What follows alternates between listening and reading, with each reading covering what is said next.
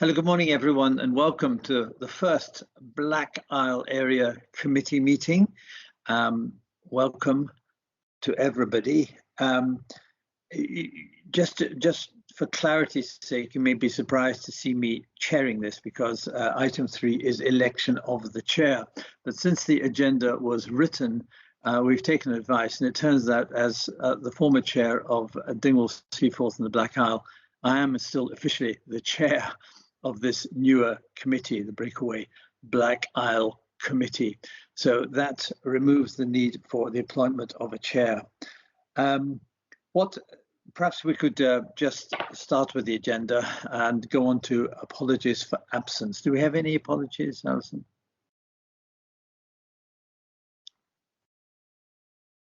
Sorry, apologies from Mark Rogers. Everybody. Thank you. And any declarations of interest? No? Okay. Appointment of a chair, as I said, is no longer on the agenda. There is an issue of a vice chair, however, in my absence, and we've just clarified that it is in fact possible to have a committee meeting with only 2 members present rather than 3.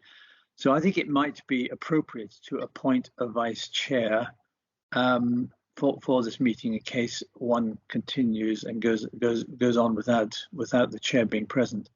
Could I have a nomination for a vice chair? On you go, Craig. Yeah, I'll do that then. I'll be fine. As long as if anybody does, I'd obviously need a little bit of support or training behind that position because I don't normally chair meetings, but I'll be happy to do that. Thank you. Thank you, Craig. Thank you very much indeed. Right. The next item on the agenda is the Scottish Fire Service. Now, Alec McKinley is here. Alec, I was going to say that this is a very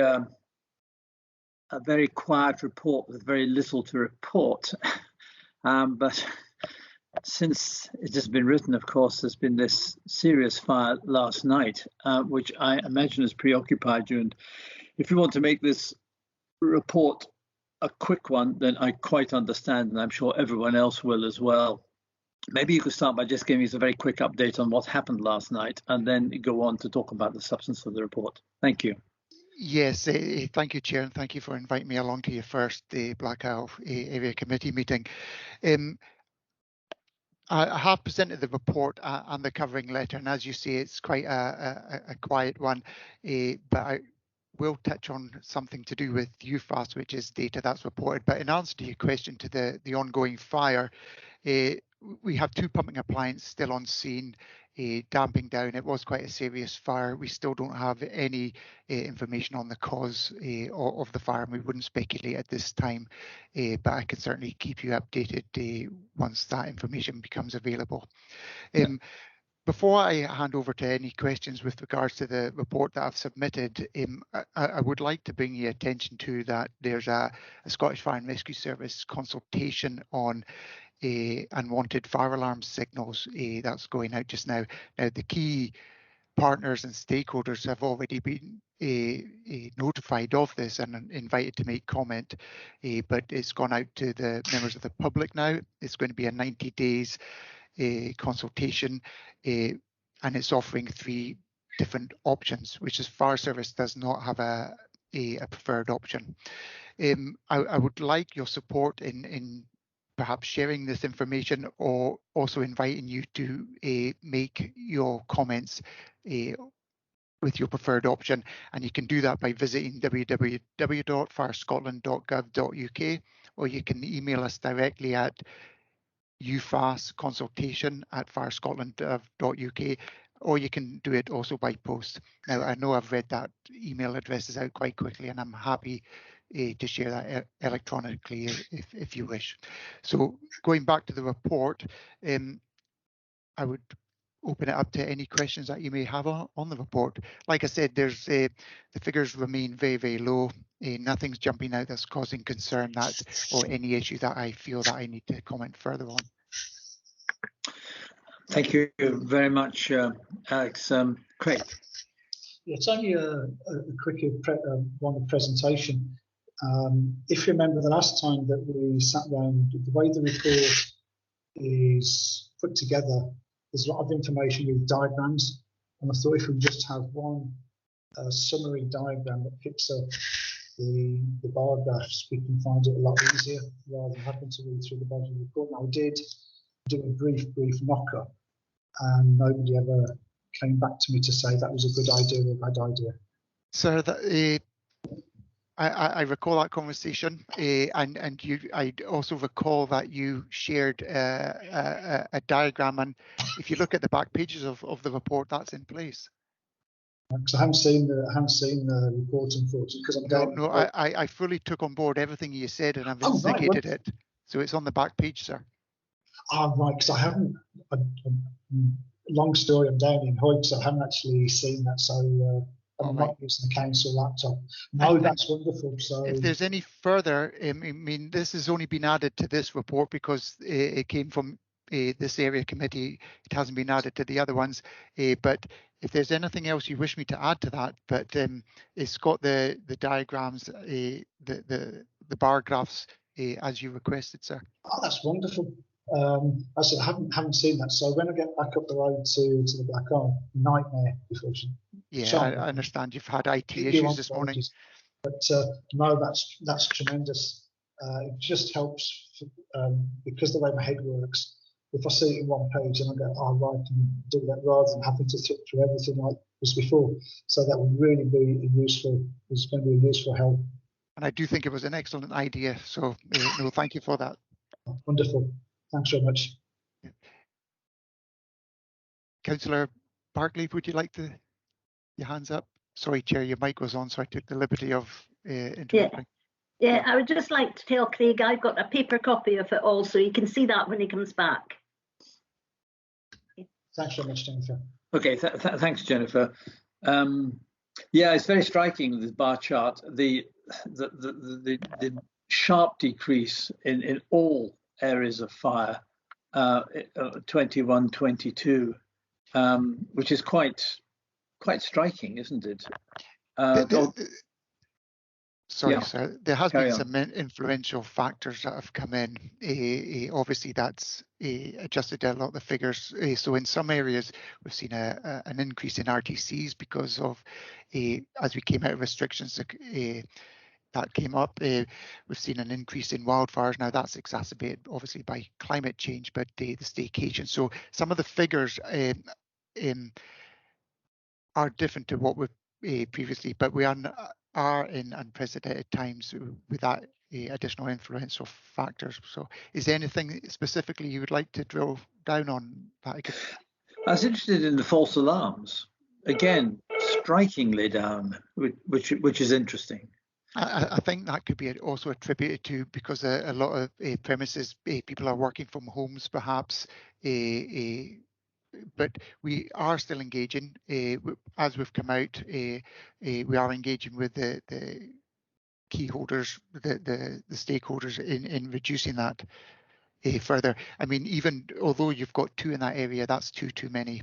As you can understand, the impact to the RDS crews, the cost, the road risk is still very important. So although we're at 2, and that is extremely low when compared to the rest of the figures in the Highlands, for me it's still too many, and we'll continue engaging with our stakeholders on that. Yeah, absolutely. On the question of wildfires, source of great potential concern this year, but it strikes me that they were not quite so bad as they were last year, and I'm just wondering if you had any thoughts on that.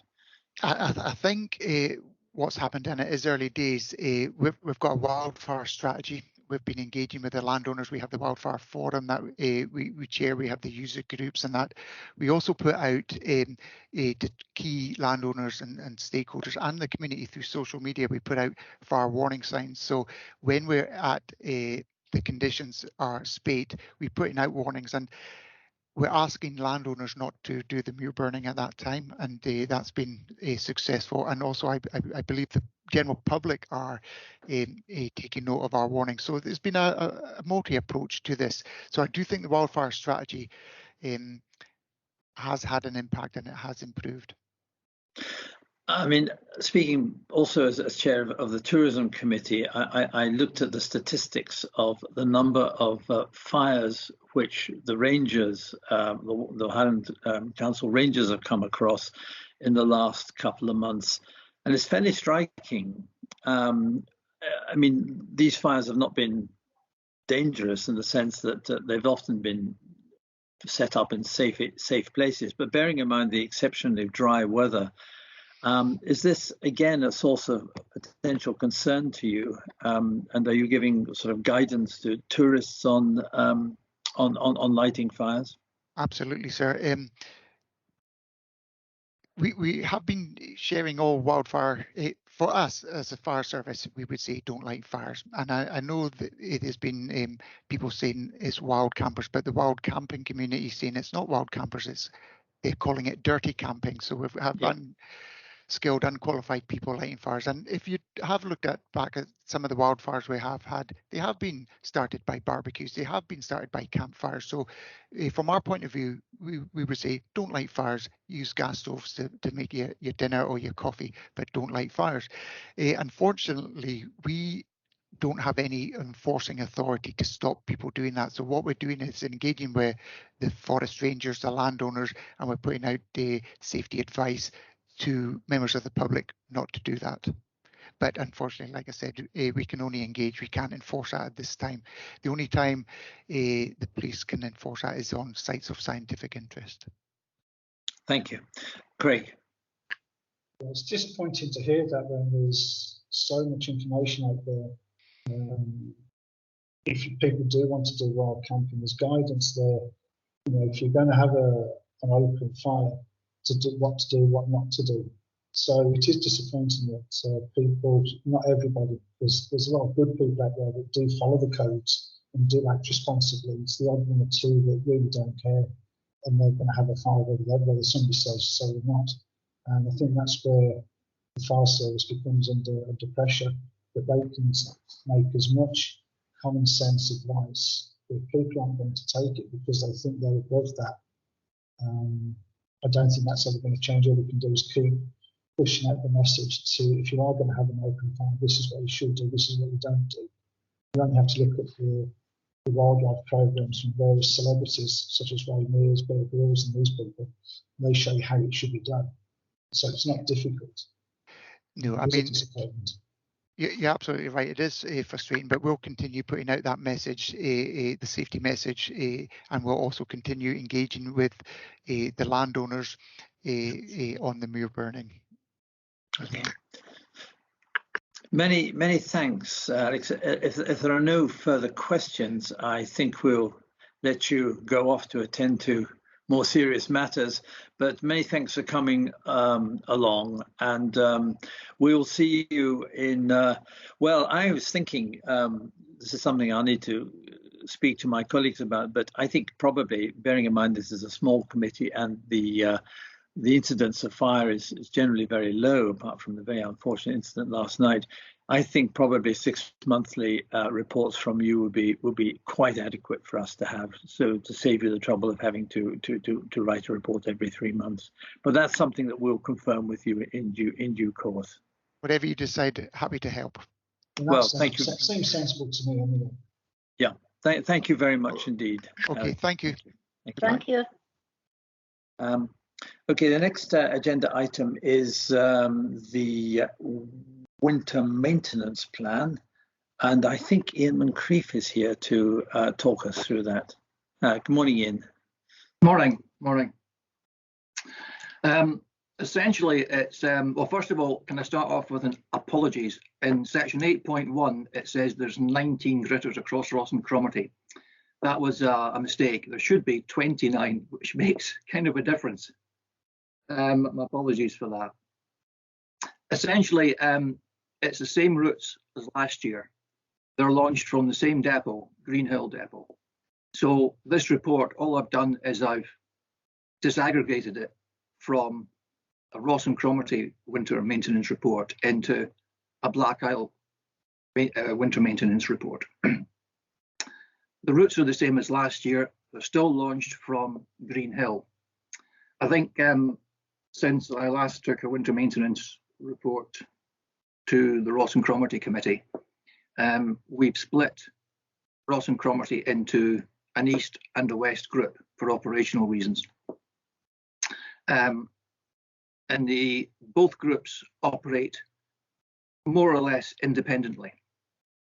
We have a duty officer in the east and west group who prepares the forecast and the action plan. Everything in the east group is managed by the east group operatives and depots. So that would include Green Hill, Tane and Old Nest depots. If there's a breakdown or if there's a driver's off sick, then the resources across the east group can then be diverted as required. Severe weather issues we can divert from the west group, or as we've done in the past, from outside Ross and Cromarty. But apart from that, it's essentially the same winter maintenance plan as before. So I think I'll just open up to any questions, unless you've got any particular points you want to raise about my report. Thank you, Ian. That's appreciated. Craig, Yeah, maybe you could speak closer to the microphone because it's a little difficult to hear you. Yeah, try that. Yeah. Right. I wasn't sure if the headphones I've got would actually work.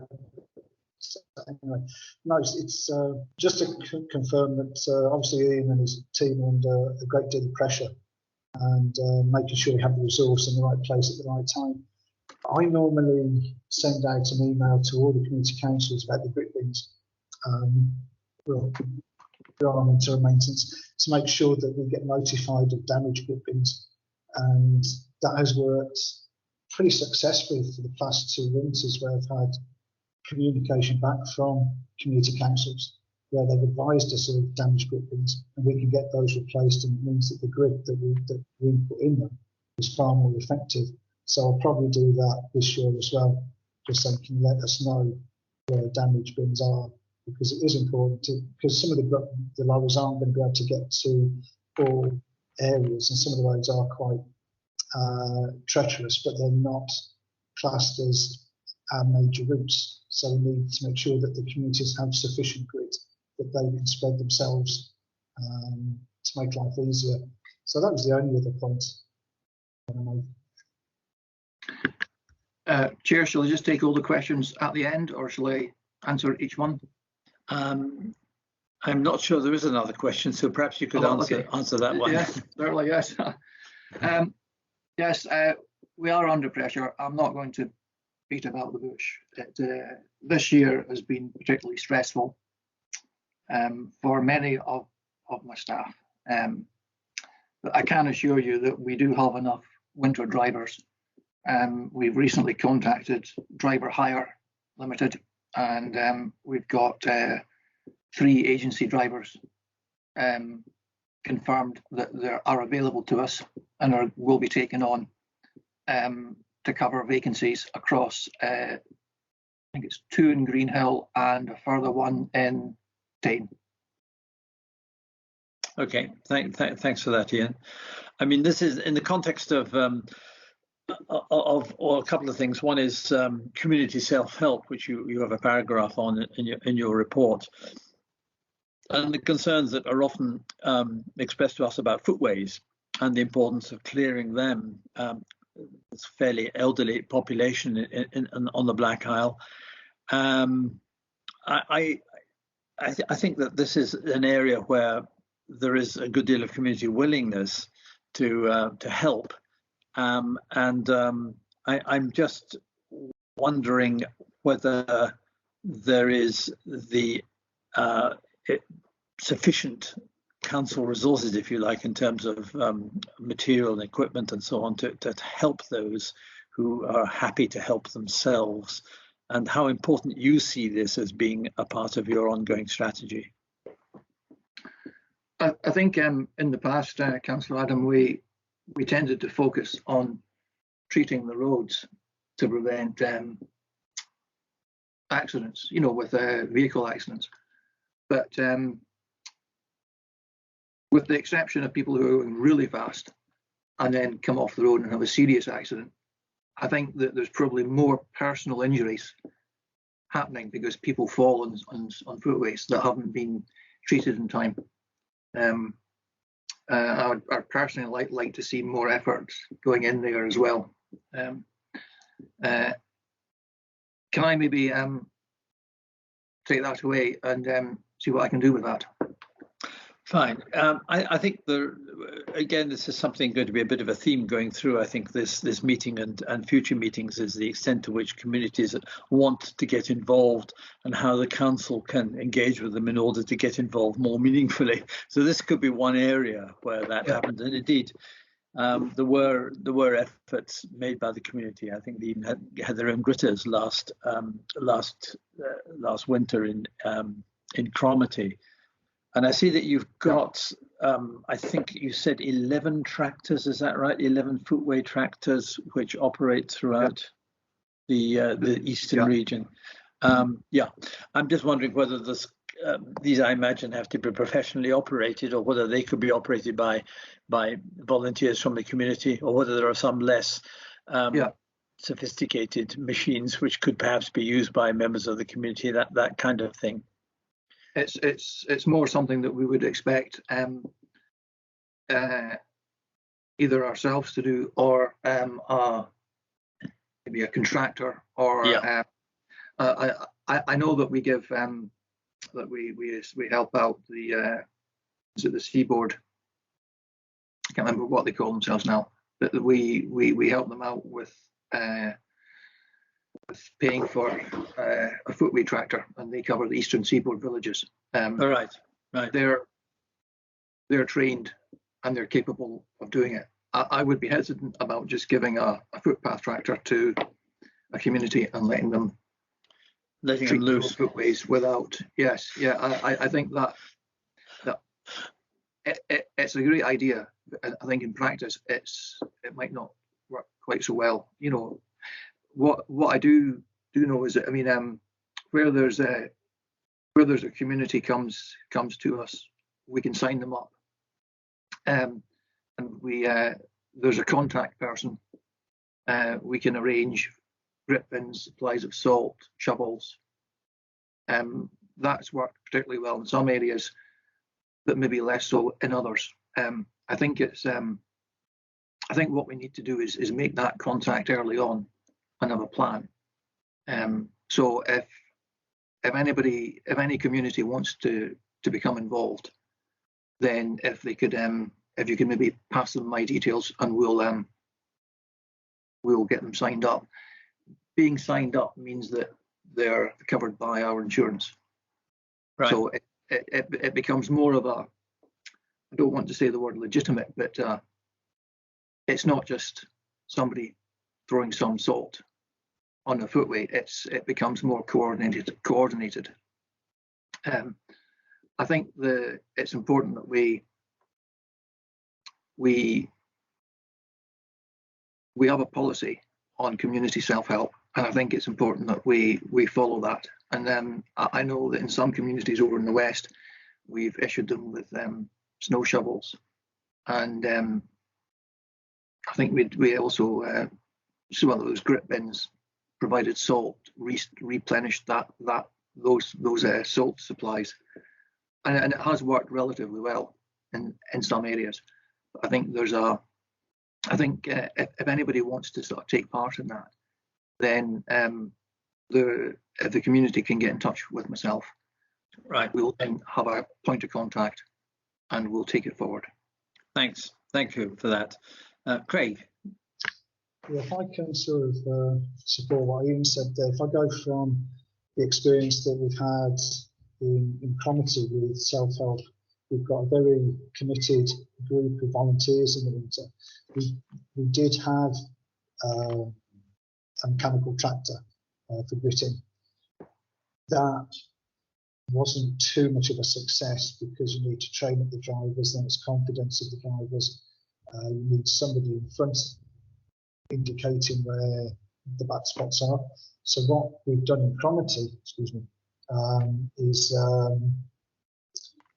we've got quite effective hand spreaders where once you've used them, it does, as long, again, it goes back to the quality of the grit and keeping the grit within the tolerances of the manufacturer's instructions. If that is the case, then they are very, very effective and they're very lightweight, so many more people can actually use them. So they've had to buy them themselves. But again, I'm speaking for Chromaty because that's where I live.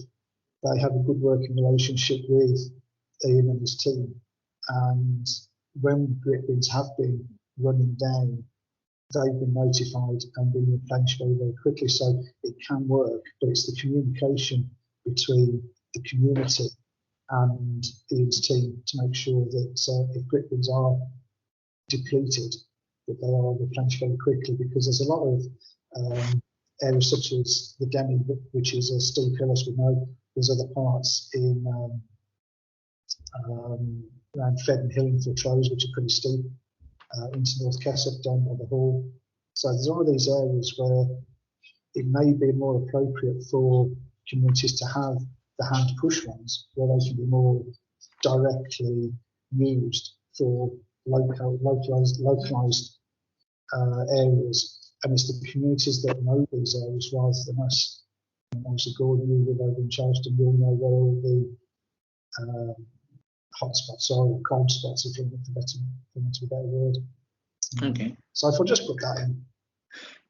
How would that affect as regards to insurance cover? Would it be worthwhile getting these operatives in touch with you, Ian, so that the insurance situation could be made quite clear? Yes, if we can get, if any group wants to get in touch with me, then it would be one point of contact from them. We would take all the names, and then they would be, they would effectively be insured. Okay, that's great. That's very useful. Thanks very much indeed. Jennifer, do you have any questions? No, I'm fine at the moment, thank you. Okay, thank you very much. Thank you, Ian, for that. Can we then go on to the next agenda item, which is the Area Capital Programme progress report of the ward discretionary and additional schemes. And I think, again, that's you, Ian, isn't it? It is, yes. Yes. There's two reasons for this report. First of all, is that the ward discretionary schemes have to be approved at committee. And secondly, I thought it would be a good time to bring an interim update on where we're at. So the discretionary schemes are Och High Street, Fortrose High Street and Ness Road. All schemes have been awarded to Pat Monroe Limited. Och High Street has been completed. Fortrose High Street is due to be completed by, in October, as is Ness Road.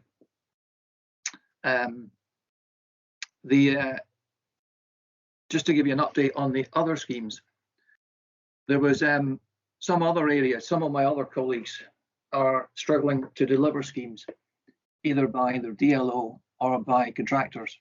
It's now very difficult to actually get contractors on site due to the volume of work. As to give you an example, work that we put out in June, we still don't have a start date, and it's looking like October now. So that lead-in time is far more substantial than it ever used to be. As a result, the head of service agreed that I could continue to spend capital and exceed my capital allocation. So I've included additional schemes on the in this report under the capital, which again would need to be formally approved. So if I could maybe just go through the actual report. It's more just the actual table at the back, which is of interest, I think. Sunny Lee, that requires approval. It's already been overlaid. Ord Hill, we finished the overlay there, and again it needs formal approval. St Martin's, overlaid, and again needs formal approval. Drumsmittle is the same. Brayfindon to the Shorten Junction, this was I think it was 9 kilometres of surface dressing, if I remember correctly. And apart from some road markings, it's been completed. Sorry, the 9 kilometres refers to both Brayfindon to Shorten and Urquhart Cemetery to the A9. Ock High Street, as I said, has been completed. Portrose High Street is there's been some work done, but Pat Monroe's, I was speaking to them this morning and they were saying completion likely in October. Nest Road, again, completion likely in October, although my DLO did lay in emergency surfacing on that. Brayhead, this is an additional scheme which we hope to undertake. We are looking at maybe doing that during the October school holidays. Whether it's my DLO or a contractor, I'll have to have a discussion with Laura about that. We're also looking ahead to next year, and we're looking at overlaying the Glen Road. We would like to surface dress that next year, so effectively surface it now, and it will be ready for surface dressing next year. And the road at Balblair, again, that's on the list. But again, I have to see Laura about whether she can do it or that's going out to contractor. Monroe's Nursery, I had a discussion with Colin Howe, and as you probably know, Tracy is moving to the planning service as head of service, and Colin is taking over all the engineering as the head of service. So we had a discussion with Colin, and he would like to take that scheme forward under the minor road improvements, which is a separate capital line. That means that the £100,000 that I reserved for that scheme is now available to spend elsewhere. So everything on this list we can fund. It's now more of a time element. The my DLO are weather permitting, probably capable of surfacing up to around about maybe certainly the end of September. Winter officially starts on the 15th of October, and we do need to do some prep work to get ready for winter. If the weather holds, then we can still surface beyond October, but then we can become much more weather dependent. So some of those schemes are less, they're a bit more risky. But if the weather's with us, then we're just going to keep going. At the other end of winter, round about February, March time, we can pick up whatever we didn't do and keep going. So I think that's really where we're at with the capital programme to date. My intention is to come back round about March time when we're going to bring our capital programme for the following year, and also present a report, a final update on where we are this financial year. And I'd be pleased to take any questions. That's much appreciated, Ian. Thank you very much indeed.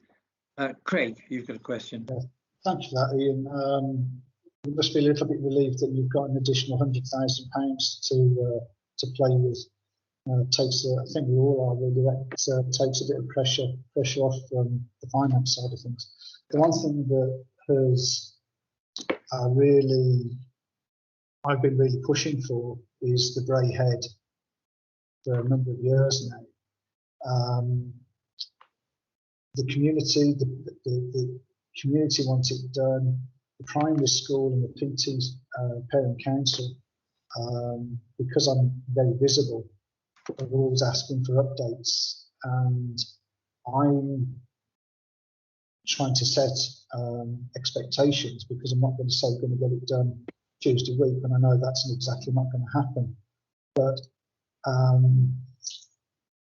it would be very useful to send an email to say Julie Dinwoody at the primary school and to the parent council, because we've got young children there.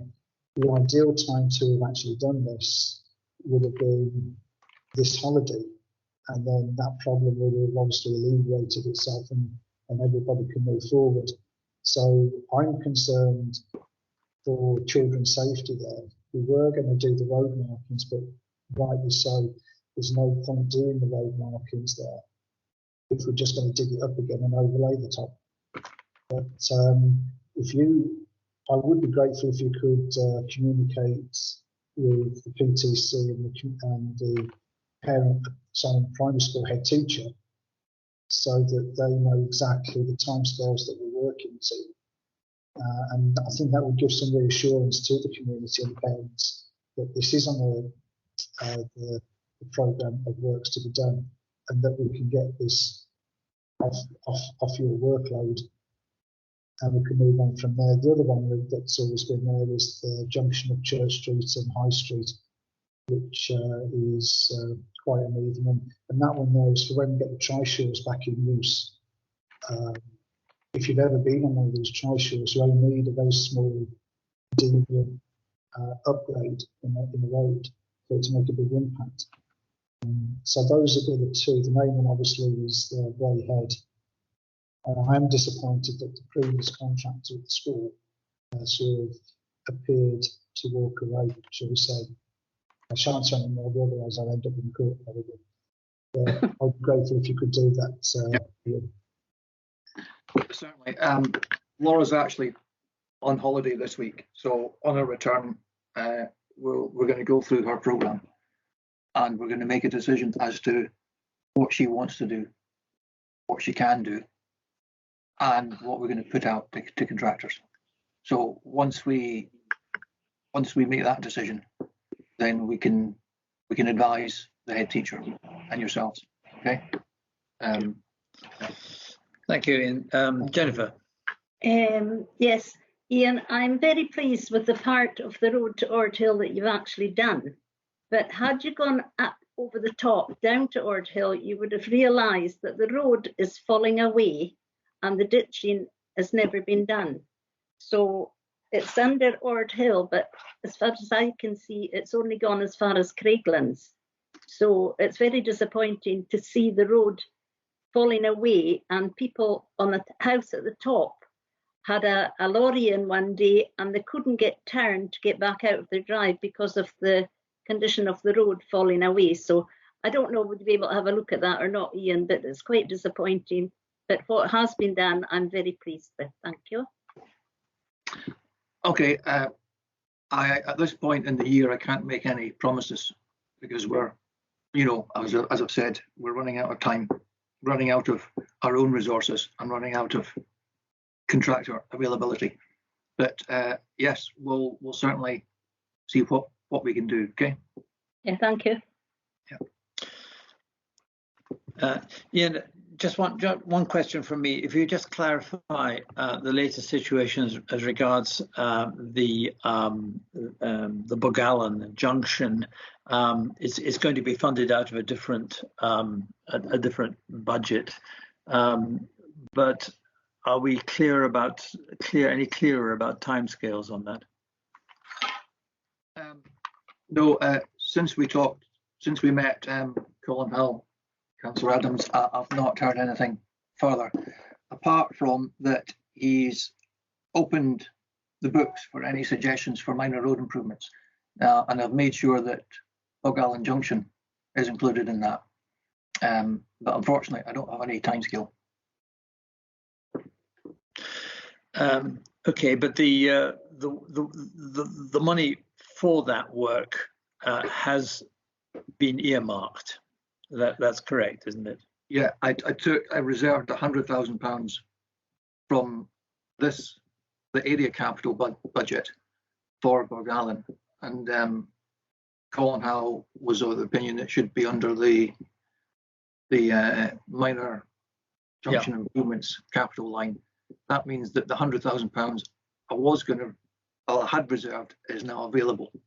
So in terms of like the Ord Hill, in terms of like other roads, there's still a bit more scope in terms of cash just to undertake those schemes. Okay, right. Because as of course you're fully aware, there is a safety issue with the Blackisle Junction, which means that there is a degree of urgency there, which we would like to see this done as soon as possible. Though I understand there are engineering challenges which we've discussed in the past. As long as the money for that hasn't sort of hasn't disappeared, that's my main concern. Well, I would, if it's going to be funded from a different budget, then I don't want not to spend that £100,000. No, absolutely, I quite agree with you. Yeah, okay. Yeah, all right. As long as we have an assurance that money is there in the different budget, that's my concern. I can't give you that assurance, I'm afraid. Oh. I can, if you want, I can hold on to the 100,000, and it would roll over. Well, we had a discussion with Colin, the three of us, and the impression I got at that discussion was that the wishes of the community as far as Blackisle would be respected, and that the project would go ahead. That was my understanding. Was that yours also? It was indeed.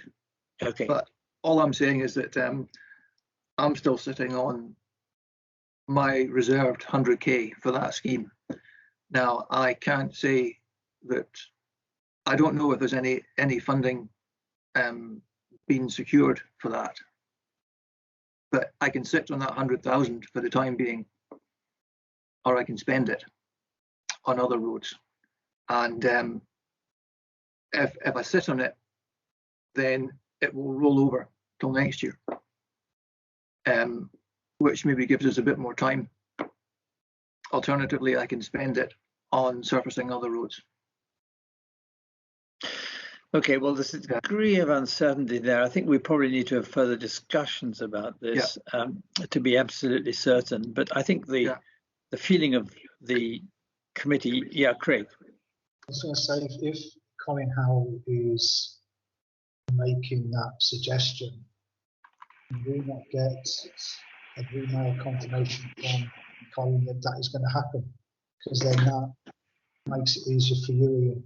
Because the last thing I want you to do is have a degree of uncertainty where you're being completely honest and saying this is what it is, and for that to change at a later date. So I think we need something from Colin Howe to confirm that money for that Monroe's Junction is coming from another budget. Yeah. That's possible. Yes, can I take that forward? I'll email Colin and ask him just to confirm that it is going ahead, and I'll copy Diane and she can update the members. If I could just quickly say, going from the past projects that Crask and Newhall, Colin, who's been as good as his word and managed to perform miracles where funding has when funding has been tight. But I just want to make sure that you've got the assurances from Colin that you know yourself, and we do as a committee, that additional funding is available and it's not going to disappear. Yeah. Okay. Well, look, members, in that case, can I suggest that we can I have your agreement that we approve this program on on the proviso that we get this assurance from Colin Howell. Yeah. Do you agree to that? That works for me. Agreed. Agreed. Okay, thank you very much. And I should have actually also asked for your agreement for the winter, the winter Maintenance service policy. Yeah. Sorry, I'm just trying to find the actual title. The winter maintenance plan. That's what it is. Do we have agreement that that goes ahead? Agreed. Yeah, Great. Okay. Thank you very much, Ian. Many thanks. Not at all. Thank you. Thank you. Absolutely. Right. Thank you. So Jennifer, your hand's up. Is there something you want to say? No, I'm just saying bye to Ian. Oh, saying bye. Okay, right, fine. Okay, thank you. Right, next agenda item is the Cromarty Good Fund Q1 monitoring report. Di, are you going to speak to this? Yes, reports in front of you for Cromarty Common Good Q1 monitoring report and Fortress and Rosemarkie Common Good Q1 monitoring report. Members are just asked to scrutinise and note the report for Q1 monitoring statement for both these common good funds. If members have any questions on any of the content of the report or on the appendices, please just ask us. Be fine. Any questions? Jennifer? No questions, thank you. No. Craig? No, that's fine. I don't think I have any questions either. I think possibly this is another example, Di, of where in this committee, if we had these monitoring reports twice a year rather than 4 times a year, I think that would be quite adequate. And it would make a little bit less work for you and other officers. So maybe that's something that we could discuss. We could discuss that with colleagues, yes. Yes. Okay. Thank you very much indeed. Right.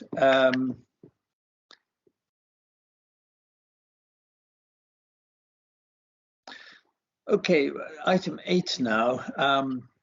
Very happy to be joined by John Palmer, the chair of the Blackout Partnership, who is going to present us a report on the activities of the partnership over the past year or so and some thoughts for future plans. John, welcome.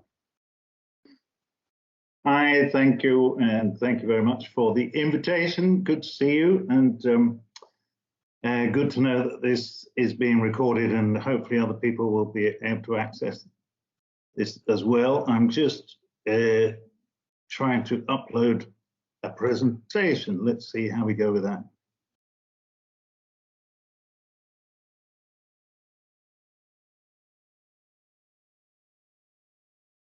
Are people seeing my screen? Yes. We're seeing a screen, John. I think it's yours. You're seeing something with a slide, Blackout Partnership 2020 and beyond. It hasn't quite got that far yet. It's a series of files in a folder. No, I'm always doing this. Screen sharing was never my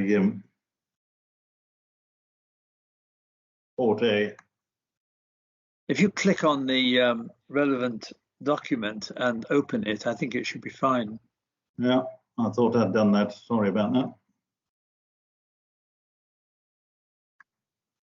Let's try again. So I go back to open share tray.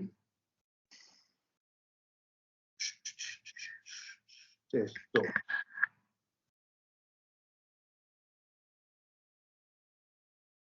I think Di has a copy of this as well.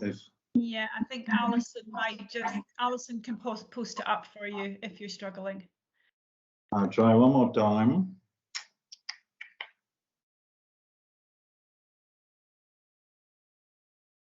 Any joy? No. Not so far.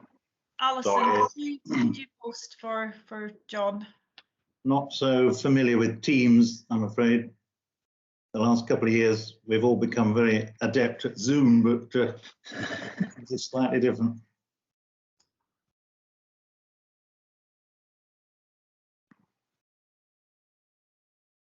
Lovely. Now, right. So I'm going to have to keep asking Alison to click on the next slide, probably. Am I? I think you are. Yes, John. Yes. Yes, Well, you will. there we go.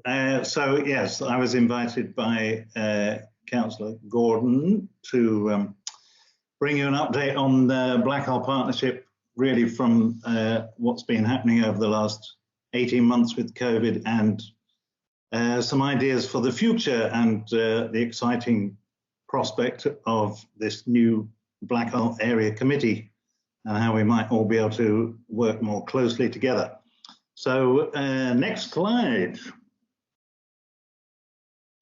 So the headlines over the last 18 months or so, yeah, supporting communities through COVID, tackling the tourism challenge, producing a strategy for a more self-sustainable blackisle, and strengthening the democratic process.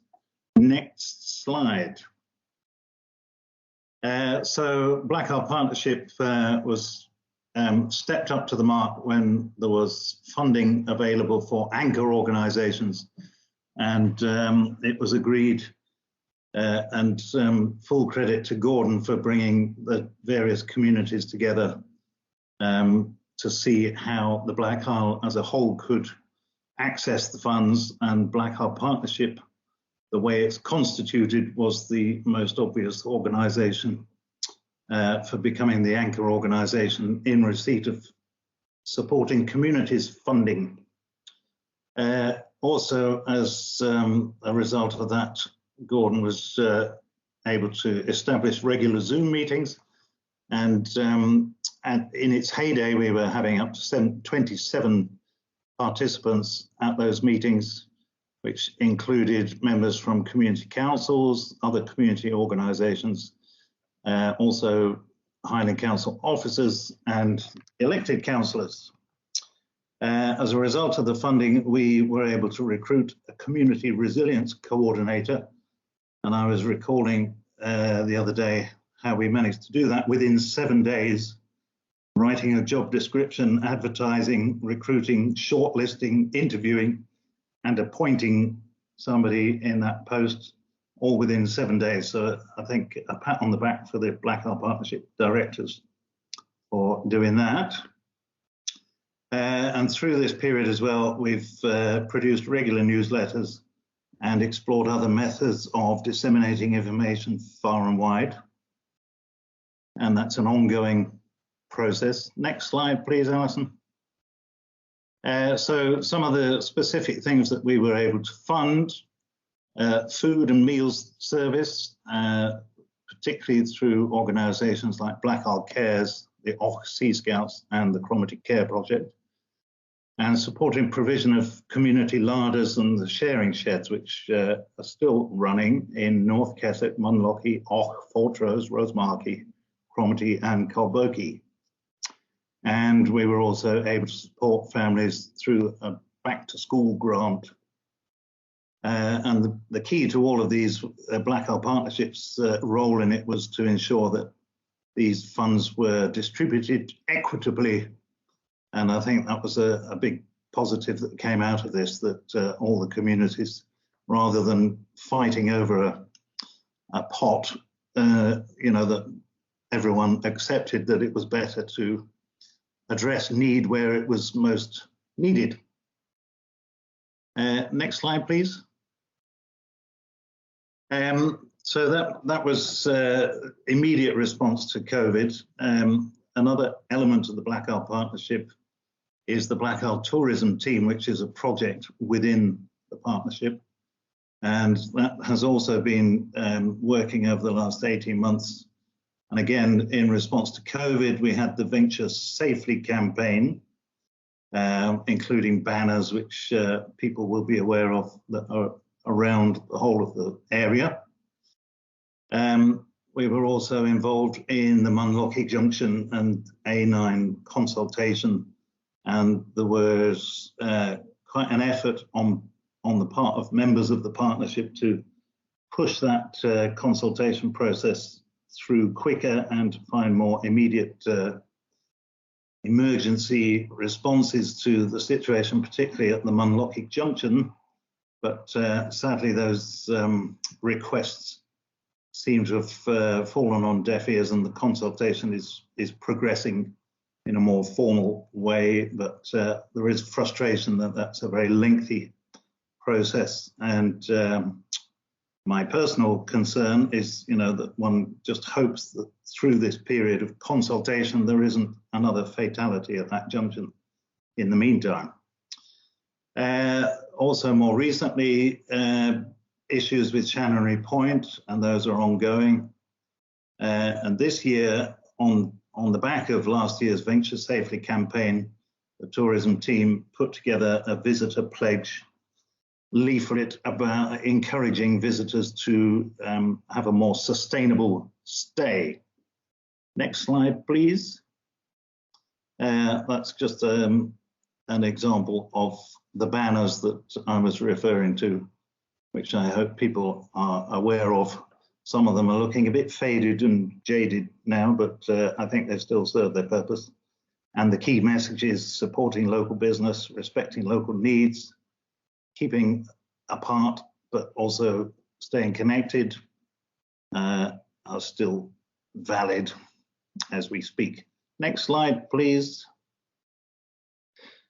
Another element, after the first lockdown last autumn, we all thought maybe wrongly that this thing was past its worst. But through the response, the immediate response to COVID, it became obvious that the communities had really stepped up to the mark and were demonstrating a lot of resilience. But what were the lessons that we could learn from this going forward? So we put together a survey for people to help develop a strategy for a more self-reliant Black Isle going forward. We also had a steering group that pulled together all the results from the survey, and we produced a draft consultation, and that strategy has been adopted through the AGM that we held back in May. And of course, the delivery is an ongoing process. The survey attracted responses from 99 people, which is only 1% of the population, but it was a very detailed survey and it was asking for people for very specific things. Next slide, please. So, understandable that there wasn't a bigger response, but I think 99 responses to a very specific, detailed request is a good basis to produce a strategy from. So the first 4 questions were basically a SWOT analysis, strengths, weaknesses, opportunities, and threats. So question 1, list up to 3 things that you think have demonstrated how the Black Isle is or can be a resilient community. Next slide, please. List up to 3 things that you think have highlighted how the Black Isle could do things better. Question 3 on the next slide. If you could change one thing about the way things are currently organised that would be a fundamental improvement to people's lives on the Black Isle, what would it be? And the 4th question, what do you see as the biggest obstacle to helping the Black Isle become more resilient? And then there were 3 further questions which were asking specific requests for people's ideas of projects around the environment, social infrastructure, and the economy. And from all those detailed responses, we were able to pull together themes. So if we look at the next slide, we came up with this model, which is not rocket science. It's very similar to other models, a well-being economy, circular economies, and various other similar models, but there were 6 key areas that the project ideas fell into. So from the top, efficient housing, more efficient housing, greener energy, local employment. I can't see the last one because it's the one at the bottom, responsible something. I've forgotten what it is. Can somebody tell me? Waste management, responsible waste management. That's one, yeah, because my screen is blocked out with something else over the top of that. Waste management, smart communication, and sustainable food systems. And at the heart of all of those 6 key themes was health and well-being of our residents. Next slide, please. So taking each of those 6 themes, positive, well, the central one, positive health and mental well-being, are at the heart of everything we do. So examples of how we could promote that and deliver that: befriending projects, mental health support networks, informal training and activities, social networking, arts, crafts, hobbies, and events, some of which the blackisle actually already does very well, I have to say. Under housing, the demand that the housing caters to the demands of existing and potential residents and conforms to the highest carbon neutral standards. So affordable housing, refurbishment to reduce carbon emissions, planning for new builds, legislation on second homes, priority for young people and first-time buyers, rental for residents. Those were some of the main ideas that came out of the survey. And in terms of food, a demand that there was a high percentage of our food being grown locally, produced and distributed, reducing food miles and food waste, expanding local markets, developing more community orchards and growing schemes, support for local producers, and supplying community larders. Last one, we can give a nice tick to, already started. Next slide, please. In terms of energy, the energy requirements are provided locally through renewable sources, community woodlands in terms of buyout, looking at potential buyouts, renewable energy schemes such as wind turbines, tidal and solar. With employment, there was emphasis on it being focused on providing quality products and services with a high proportion of earnings spent locally, staying within the local economy. Ideas for retraining, diversifying businesses, partly in direct response to COVID, encouraging new businesses and entrepreneurs to relocate here, job creation, job shares, apprenticeships, redefining tourism, and an element of needing to review the tourism strategy, again, in the light of the pandemic. Ideas of possibly setting up a credit union and providing financial support schemes and other incentives. And under the waste management theme, obviously keeping it to a minimum through reducing, recycling and redistributing. And ideas were such as addressing the litter issues, creating a recycling centre actually based on the blackisle to prevent people having to travel either to Dingwall or Inverness, community composting schemes, upcycling workshops, thrift shops, swap schemes, tool hire schemes were all some of the ideas under that theme. Next slide, please. The final element, smart communication. 3 bullet points here, that residents are able to travel within the area in a safe and sustainable manner, and the infrastructure is fit for purpose. So things like better roads and traffic management, reduced speed limits, improved public transport, cycle paths, walking trails, community car share schemes. Second point, improved broadband and mobile connectivity in blank spots. And the third element, a one-stop shop news outlet for disseminating intelligent information. So there's a lot of information being passed around on Facebook and social media platforms, but sometimes it deteriorates into gossip or at worst slagging off individuals or whatever. But our focus is very much on providing good quality information that is objective. And we've been able to maintain producing a regular and accessible newsletter with lots of useful information and links to other information.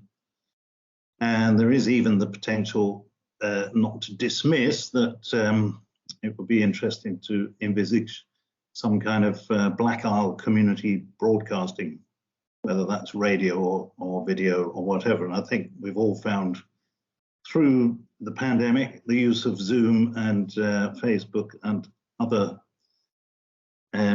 digital media, you know, that becomes more possible. Next slide, please.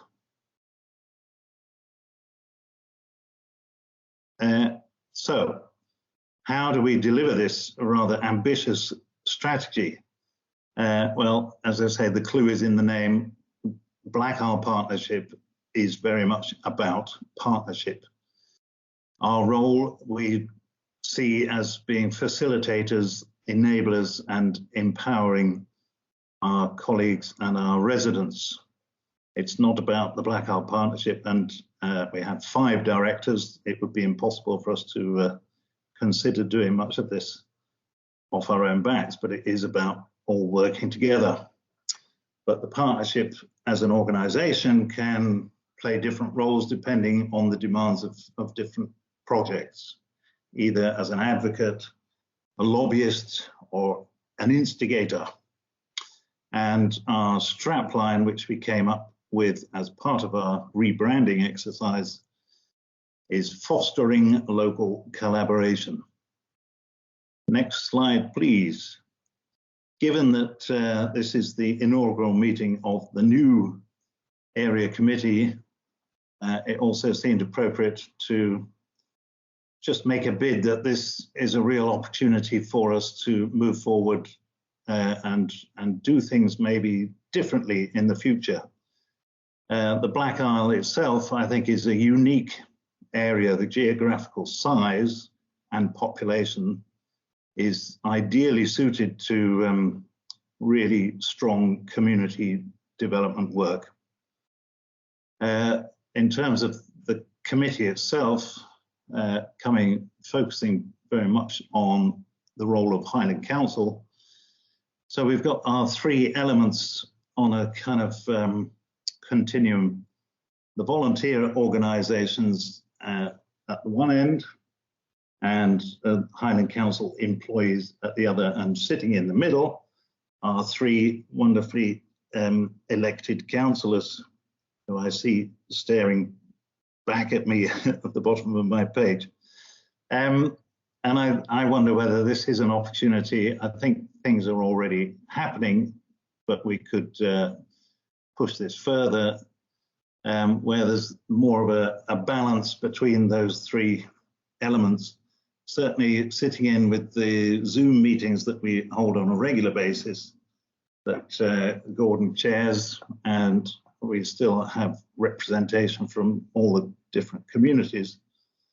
There's a sense that I feel amongst quite a few who attend that meeting that the elected councillors quite often are defending the Highland Council employees. You know, we've had in recent weeks a number of examples where there is an officer that, what's the best way of putting this? You know, one of the reasons why the communities were frustrated was that the officer, it was divulged to us that the officer had over 1,000 unanswered emails in his inbox. Well, that suggests to me that there's something not right there. Either that individual is not able to manage the workload, or that it's a case for the workload being unmanageable, and maybe the role of the councillors should be to consult the executive management, say there is something wrong here if somebody's got so many unanswered emails in their inbox.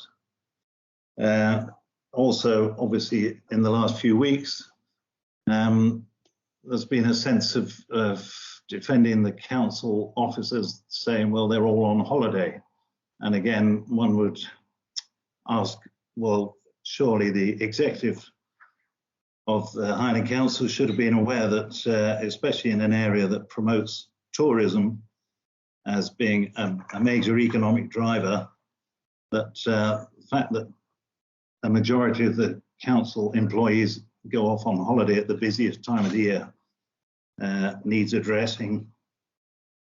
And also the third point I would make, there's been a number of issues where community councils, in terms of planning applications, have not been aware of certain planning applications. And again, I would call on the elected councillors to ensure that, as a matter of course, community councils are kept well informed of all matters that are directly related to their to the community council areas.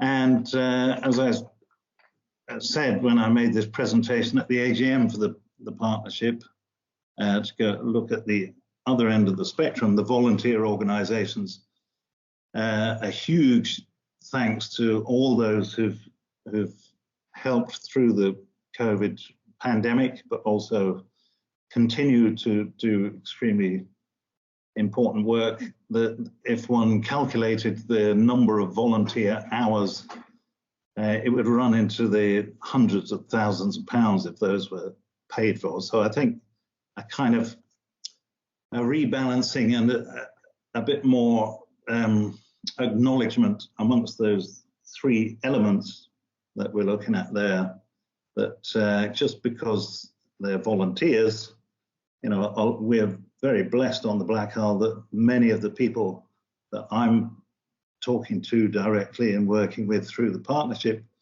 are extremely skilled, experienced and knowledgeable people, quite often retired from very high management roles, very knowledgeable, and just because they're volunteers shouldn't diminish their contribution. The final thing I'd like to say in terms of this new area committee, 20 years ago I was very much involved in another local authority called Kirklees down in West Yorkshire, which coincidentally has a geographical area almost exactly the same size as the Blackisle. It does have a population 40 times greater, but it's interesting that geographically it's of a very similar size. And 20 years ago, I was involved in a program called Common Purpose, and for a number of years, Kirklees, the local authority, was very much involved in that. And as the name suggests, it was an initiative which brought together senior management from voluntary sector, public sector, and the private sector, all working together, all looking at all issues such as everything from health, law, education, and the overriding principle being, you know, that the more one included all sectors in decision making, the more efficient and better things were. And that was 20 years ago, and I feel it's an appropriate time now that we have an opportunity on the Blackisle to catch up on that with a common purpose, and Blackisle Partnership, I think, could be an integral organisation in helping further those aims. Okay, that's me. Thank you, John, for that call to action. And thank you also for your very comprehensive report. A lot to unpack there. By the way, I should have declared right at the very beginning, I wasn't thinking clearly, that I am a director of the Blackout Partnership. It's non-financial, but that should be recorded, I think, in the minutes.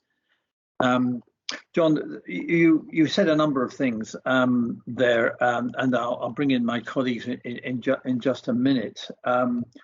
There's, I think, an understanding and a shared appreciation by councillors, certainly, and I think also by council officers, of the huge contribution that the voluntary sector have made during COVID in particular, and the fact that volunteer fatigue is a major problem. And I think that the three of us on the blackisle understand that it was really quite important that the Blackout Partnership should have some a paid officer working for them in order to take some of the pressure off the volunteers. And we're going to look very seriously into how we could fund that, and we hope to make rapid progress on that. So that's just letting you know that that's in the pipeline. As far as this committee is concerned, I think, you know, standing orders make it clear that this is a decision-making committee, and a public debate, if you like, in these committees is not really part of the way it operates. However, there are ways in which we can get around this. Caithness has done some interesting experiments on how they can incorporate both official meetings and a public engagement within them or alongside them, and that's certainly one possibility. But it does occur to me that standing orders for such small committees are perhaps not entirely appropriate. And again, that's something we will look into, so that there can be more meaningful engagement, because I think this is really very much the direction of travel as far as the Community Empowerment Act is concerned, and I will look into that. That's really quite important. I think that some of your thoughts on the way things have operated recently, and in terms of council officers and so on. I'll just say that as councillors, we've got a more rounded view on some of the pressures that are involved, and so when you know, you comment on us defending the council officers, I think it's more that we understand the context in which they operate, and we understand that the limits of what they can do. That's not to say that there haven't been disappointments. Quite clearly there have been, particularly over tourism and the slow pace of action on in some respects. Although of course the ranges have been a big success, but that's something you can put into place very quickly. Some of the other stuff has been much more difficult, and you heard from Ian Moncrief earlier on some of the reasons why things have not happened as quickly as they might have done. And this is kind of unfortunate, but we do have the benefit, I think, over the voluntary sector of understanding some of these pressures and how actually quite intractable they are, particularly coming out of COVID and the lingering effects of Brexit and so on.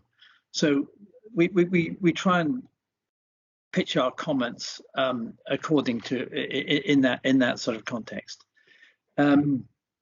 Anyway, I thought that was a very interesting presentation, and one which we should be taking very seriously.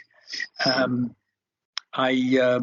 wondering if Craig or Jennifer have anything to say. But I sorry, yeah, John first. In a very supportive manner, absolutely. I mean, I think this is an opportunity to look at how we can do things better, and I think that slide that I had, where you have the volunteer organisations and Highland Council at either end, and you sitting in the middle, I think it becomes very obvious sitting in on this meeting, you know, that there's only three of you. There could be a lot more joined up thinking that the processes could possibly be accelerated by forming subcommittees or working parties who then, you know, this area committee forum is simply rubber stamping decisions that have been properly discussed and agreed in small groups to make this meeting more efficient as well. And I'm sure there are, you know, from our experience through the COVID situation and the various community groups, there are a lot of willing and able people that would be very happy to sit on working groups around different themes to help further a lot of these objectives. That's a very interesting idea, and one which we can consult on. I think that would be a very interesting way forward. Something brings us into slightly new territory, but it'd be interesting to see whether the precedents of this having happened elsewhere. Craig.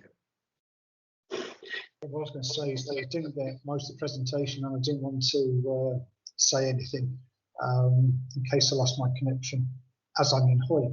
And that brings me up to my first point, broadband connectivity. If I hadn't made a phone call to get unblocked from the BT hotspot I'm using, I wouldn't have been able to attend this meeting. So I ran out of data on my phone, which is expensive to replace when you're live streaming such as this. So broadband connectivity and data transmission, I just wondered if there's an opportunity down the line to set up blackisle as our own service provider of data communication and broadband. I think there are some firms that are already looking into that. I can't remember, to be honest, I can't remember them off the top of my head, but that was that one. The other point that you made was the different people in the voluntary organisations. And from attending the monthly and two weekly COVID updates, the amount of different skill sets that people have within our communities, many other communities would rip their arms off to try and get what we have on the blackisle with that skill sets across the voluntary sector. And we need to make sure that we can utilise these skill sets. Because at the end of the day, some of the information that's coming across is completely outside of my sphere of influence or knowledge. But from what you're saying there, we have all these different people who have retired and have come from senior positions that can pull into what we're trying to achieve here. So there's that one. The other one is marine and environmental tourism. We're working at that through the Climate Change Committee because that is crucial. The blackisle is 80% surrounded by water, and we know from the Monroe Partnership that just dolphins bring in around £4 million in eco-tourism, marine tourism, and there's people coming back year on year. I know we have problems at Channel Point that need to be addressed in the longer term. Land ownership, again, is another potential issue because without the land being available, then what we want to achieve hits a block. And we need to be looking at ways to remove these barriers and have meaningful discussions with landowners, that we're not trying to drive roughshod over them, but actually include them in our discussions to say, look, this is what we're trying to achieve. Are you able to help us? We have this communicate. I've had this discussion at different meetings within Moncrief. Farmers' land got onto our road network, and we have a discussion to be had there to try and encourage landowners to be more open to working with us to solve problems where land ownership is concerned. Mentioned housing issues. Being on the planning committee, I wrote and raised at Highland Council properties for later life adaptive living. So I know, and you know, John, the properties that the older properties that might be 150, 200 years old will never be disabled access friendly. But we have an aging population, so that really needs to be focused. Otherwise, we'll have people moving off the blackisle because there isn't sufficient housing to cater for that need. I use my own property as an example. School sets. Communication to community councils. Virtually every planning committee I mention communication from Highland Council planners to make sure that neighbourhood notices go out, to make sure that community councils are fully aware of what is actually happening. And quite frequently, information isn't updated or uploaded onto e-planning. So even with the best way in the world, a community finds there's an application coming through. If the data and information for that application is not available on the e-planning portal, then the three of us here have a problem, and so do the community councils, and so do the wider community. That is raised on a regular basis at planning about the uploading of relevant information in applications, and that is a very valid point that we raised there. And the last point you made, I think one of the points was the council officers having like thousands of emails. I went on holiday for a week earlier in the year, and I came back to over 400, and that was just for a week. And there really needs, I personally feel that there needs to be a strategic thing at senior level in Highland Council, how some of our officers manage their workloads, because it's complete. And again, I've raised this with in the public forum that some of our officers are so swamped that they, with the best will in the world, they will deal with the most important ones that as they come through. They'll deal with it on a daily basis. And what you find in the way Outlook is constructed, a lot of information and emails are dropping off and not getting dealt with. And that's not necessarily the officer's fault there. But there needs to be a strategic thing on how our officers, such as our ward manager and other ward managers, are supported, and our senior roads network managers are supported, because you can get burnt out very, very quickly. And then that leads into another issue of well-being for our officers, because they're trying to support us, and we don't want to put more pressure on them, knowing that they haven't got the support behind them. So in fact, it's to delegate, cutting to the chase bit, it's how do we delegate, or how do officers delegate the volume of work that is actually coming in to their inboxes without them working for 12, 13, 14 hours, some of these hours unpaid, to try and provide the service that we expect of them. So I hope that was all made sense. I think we do have a real opportunity here for the Blackout to and I said this, I'll just say this one last point, that when we set up the transition blackisle, I was sort of a founding member of that, and I came up because I felt to have conflicts of interest. I held up an A3 map, and the blackisle looks like a dolphin's head. We are separately identifiable as an area, because if we say some of the other areas around Highland, people have no idea what that area is, but the blackisle is separately identifiable, and it's a very marketable name in a very marketable place. So we have a huge amount of opportunity here. Yes, we do have challenges, and how we manage those challenges will determine how successful we are in pushing this committee forward. I hope that makes sense. Thanks, Craig. Thanks very much indeed. Yes, great potential, as you said.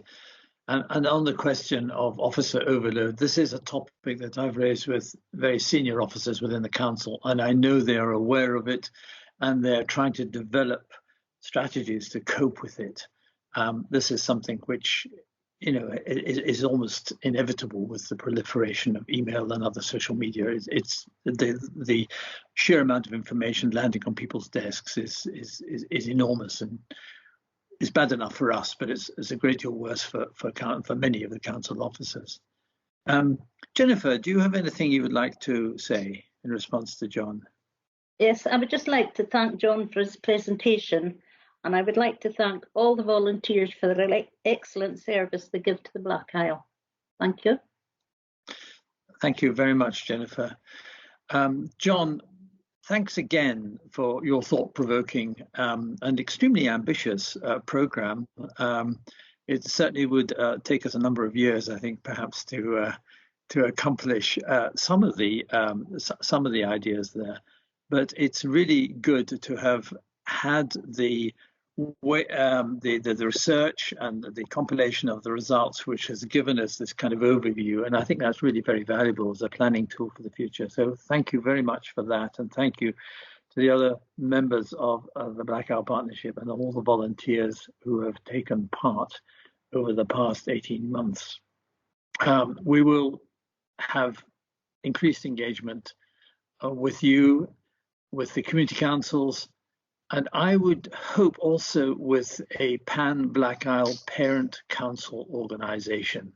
So there could be 3 distinct groups with whom the Blackisle committee could engage with to be able to ascertain the priorities for action and for spending what money we have in this area. But this is something for future discussion. Thank you very much indeed. The final item is minutes. The minutes of the last meeting have already been, what is actually the Blackout, Dingwall and Seaforth Committee have already been agreed and approved by Council on the 13th of May. And I think that brings us to the end of this meeting. So thank you all very much indeed for attending. And congratulations to Craig for managing to get on after a very hairy half hour where it seemed perhaps that you would not be able to resolve your IT issues. But thanks for persevering. Good to have you here. And that concludes the first meeting of the Blackout Area Committee. Thank you all very much indeed. Thank you.